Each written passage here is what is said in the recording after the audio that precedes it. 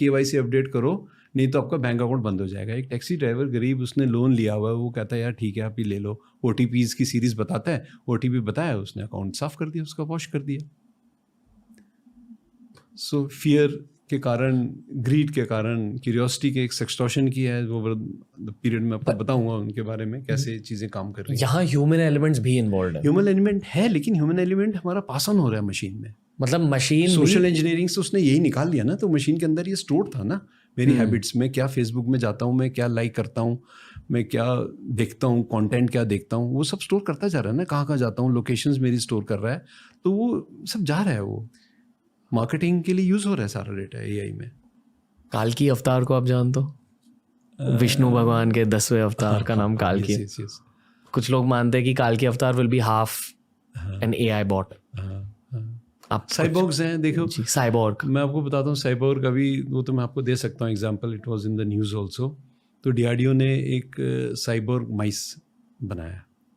तो साइबॉर्ग क्या होता है कि जब हम किसी भी लिविंग बीइंग में, चाहे वो इंसान हो, चाहे वो कोई एनिमल हो, उसके अंदर हम कुछ मशीन का एक पार्ट डाल देते हैं, कैमरा डाल दिया या कुछ भी डाल दिया, जैसे इलॉन मस्क कर रहे हैं अभी। हाँ, जैसे वो कर रहे हैं। बताओ सर। तो उसमें वो क्या करते हैं कि क्योंकि हम कई ऐसी जगह है जो हम नहीं जा सकते, तो माइस एक ऐसी चीज़ होती है, चूहा, जो कहीं भी चला जाता है, वो उसको जो बचा कुचा खाना है उस पर वो सर्वाइव कर जाता है, छोटी छोटी जगहों में घुस जाता है वो। तो मान लीजिए कहीं पर कोई ऐसा अटैक हुआ है जहाँ ह्यूमन नहीं जा सकते, तो वो लाइव चूहे हैं, चूहे तो सब जगह घूमते हैं, अगर हम कोई मशीन भेजेंगे तो उसको तोड़ दिया जाएगा। I will come to that also कि how we are spoofing drones, I will come to that, just remind me. तो वो चूहा जाके कहीं पर, उसमें कैमरा लगा हुआ है, तो वो चूहा जाके वहाँ से पूरी, आपको और सेंसर्स भी हैं, पूरा डेटा इकट्ठा करके आपको भेज रहा है। तो आपको बिना गए उस जगह पे, बिना ह्यूमन बीइंग को थ्रेट हुए, आपको इन्फॉर्मेशन मिल गई। तो साइबॉर्ग्स यही है जो आप कह रहे हैं कि वो मशीन हो जाएगा, आधा हो जाएगा, तो ऑलरेडी हो गया ये। बट ये है कि हम उसको पेन इन्फ्लिक्ट नहीं करना चाहते एनिमल्स को, हम तो उसके लिए अलग माउंटेड, हेड माउंटेड या ऐसी चीज़ें अभी भी साइबॉर्ग्स ही हैं जो वॉर में जा रहे हैं। आप देखिए तो अगर ध्यान से, खाली उनके अंदर एम्बेड नहीं किया हमने, लेकिन हमने उनको पूरा केपेबल बना दिया ना, पूरा मशीन्स, उनके हेड पे कैमरास लगा दिए, IR कैमरास लगा दिए, जितने भी ऑपरेशंस हुए हैं मिलिट्री कमांडर बैठ के सब देख रहे हैं क्या चल रहा है थ्रू टेक्नोलॉजी, है ना, satellite communication and satellite imaging, सब कुछ यूज़ करके ये हो रहा है ऑलरेडी। 100 साल बाद सोल्जर्स होंगे तो साइबर वॉरफेयर ही होएगी अब तो जो फ्यूचर वॉर्स हैं वो साइबर स्पेस में होंगी या स्पेस में। स्पेस में भी होंगी, क्योंकि हम क्या कर रहे हैं, मैं आपको बताता हूँ ड्रोन का, जैसे मैंने बताया, वी आर स्पूफिंग ड्रोन्स। तो ड्रोन्स हैं वो घूम रहे हैं। अब अगर कोई अनवांटेड ड्रोन आ गया तो क्या करूँगा, तो अब ड्रोन्स अगर मान लीजिए कोई ऐसे एरिया में उड़ रहे हैं या एनिमी ड्रोन आ गए, तो और बड़े पर्पज़ के लिए भी ड्रोन यूज़ हो रहे हैं, क्रॉस बॉर्डर मॉनिटरिंग वगैरह के लिए भी हम यूज़ करते हैं, जहाँ हम नहीं देख सकते। सपोज सोल्जर्स ने कहीं जाना है, उस जगह का पहले ड्रोन से ही हमने एरियल सर्वे कर लिया, या पुलिस को अगर क्राउड कंट्रोल करना है तो वो ड्रोन्स के थ्रू कर रहे हैं। लेकिन अब एनिमी ड्रोन अगर आ गया तो हम उसका क्या करेंगे, उसे कैसे ख़त्म करेंगे? या तो उसको शूट करें, या हम क्या करते हैं, उसको लेज़र से ब्लाइंडिंग कर देते हैं, या बहुत तेज़ लाइट से उसके कैमरे की ब्लाइंडिंग कर देते हैं, या हम उसका जो भी नेविगेशन सिस्टम है वो हम रेडियो सिग्नल्स ऐसे देते हैं कि उसका नेविगेशन सिस्टम ख़राब हो जाता है, जहाँ उसने जाना होता है उसकी जगह कहीं और जाके वो क्रैश हो जाता है। तो ये स्पूफिंग है ड्रोन्स की। जैसे कि मैं बता रहा हूँ, बार बार मैं अपनी बुक में आ रहा हूँ कि इसमें स्पूफिंग होती है। स्पूफिंग क्या है कि हम ऐसे मेल्स भेजते हैं, ऐसी चीज़ें भेजते हैं जो लगता है कि कोई ओरिजिनल सोर्स से आ रहा है, तो वो उस पर क्लिक कर देता है मेल पे, स्पैम कर देते हैं, उल्लू बना देते हैं। जैसे मैसेज हमें आते हैं, हमें लगता है अरे यार you are eligible for 10 lakh loan, मुझे लगता है बैंक से कुछ ऐसा नाम लिखा होता है, स्पेलिंग आगे पीछे HDFC का HFDC हो जाएगा, कुछ हो जाएगा, और हम कहते हैं अरे वहाँ यार क्लिक कर दिया, गए खत्म। उल्लू के बदले एक और शब्द आ रहा था मेरे दिमाग में, मैं नहीं यूज करूंगा। मुझे सेंसर हो जाएगा दिमाग में, तो मेरे भी आ गया। नहीं मुझे शर्म फील हो रही है। सीनियर नहीं आप बोलिए काट देना बाद में। Okay, back to the topic.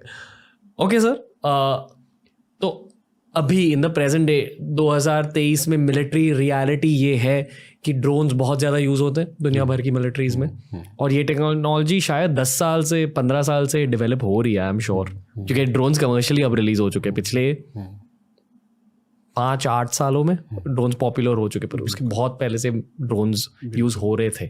Future में भी बहुत ज़्यादा ड्रोन्स यूज होंगे. बिल्कुल it's going to be a big part of military technology. तो मान लो अगर असल में हॉट वॉर हुई जहाँ सोल्जर्स एक दूसरे से लड़ने लगे 10 सालों में, क्या ये एक रियलिटी हो सके? क्या तब तक ह्यूमन बींग्स एक दूसरे के साथ लड़ेंगे?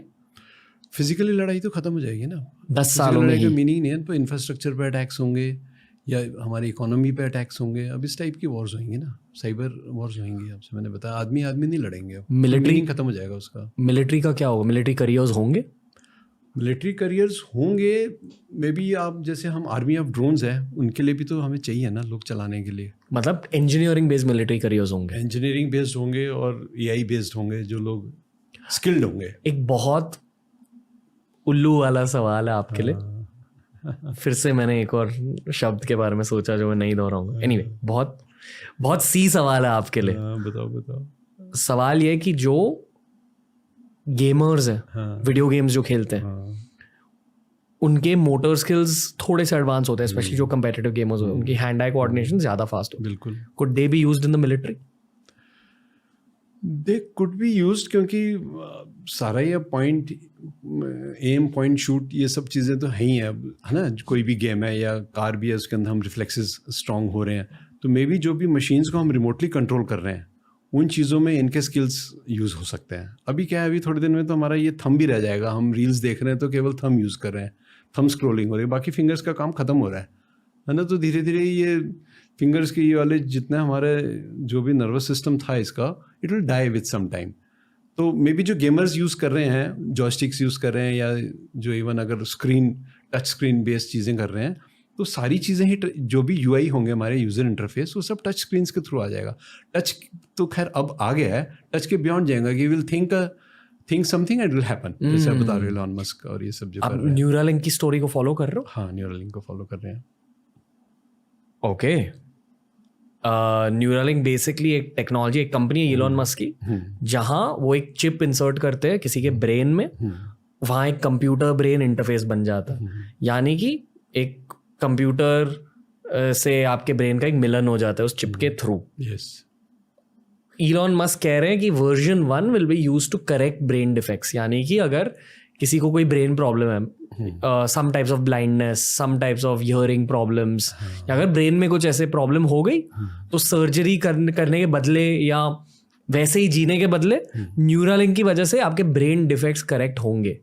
बट ये पहली लेवल की एप्लीकेशन है. इसके बाद आई पर्सनली फील आपको ब्रेन बूस्ट्स मिल जाएंगे उस चिप की वजह से. यस. एम आई राइट? बिल्कुल ठीक है. पर ये डेंजरस भी है. डेंजरस भी है और फ़ायदा भी है इसमें. अभी क्या है कि अगर मान लीजिए मुझे आपका इंटरव्यू देना था तो मुझे पढ़ना पड़ा, क्योंकि आप बहुत टेक्निकल क्वेश्चंस पूछते हैं.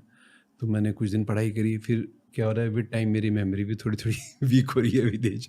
लेकिन उस समय क्या होगा, मैं चिप लगा के आ जाऊँगा, तो वहाँ से मैं लिंक्ड है, सारा कुछ स्टोर्ड है. डॉक्टर की चिप होएगी जो लगी हुई है, न्यूरालिंक बेस्ड, सारी इन्फॉर्मेशन उसके अंदर है. टीचर की है तो उसको कुछ याद रखने की ज़रूरत नहीं है, एड हो गया वो मेमोरी के लिए. तो फ़ायदा तो वहाँ हुआ उसको, है ना. लेकिन अगर मैंने चिप में प्रोग्रामिंग करके मैंने ऐसा बता दिया कि उसके एक्शंस, वो साइबर बन गए ना ये सब चीज़ें. लाइक ऑलमोस्ट हर किसी इंसान ने आज के ज़माने में, दुनिया भर के ऑलमोस्ट हर इंसान ने एंटीबायोटिक्स कभी तो लाइफ में यूज़ किए होंगे. एंटीबायोटिक्स भी एक तरह की टेक्नोलॉजी होती है, फार्मास्यूटिकल टेक्नोलॉजी होती है, जो शायद 100 साल पहले एग्जिस्ट नहीं करती थी, 200 साल पहले एग्जिस्ट नहीं करती थी.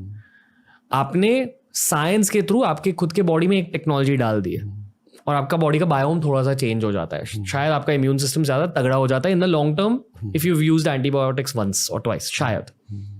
उसी तरह ये सारे जो बायोटेक के एडवांसमेंट्स आ रहे हैं, न्यूरालिंक एक बायोटेक एडवांसमेंट है, नैनोबॉट्स भी आएंगे. बेसिकली आप साइबॉर्ग बन रहे हो, हर इंसान साइबॉर्ग बन रहा है. उसके साथ साथ वहाँ साइबर सिक्योरिटी के भी थ्रेट्स है. अगर किसी ने आपका चिप हैक कर दिया तो आप ज़ॉम्बी बन गए.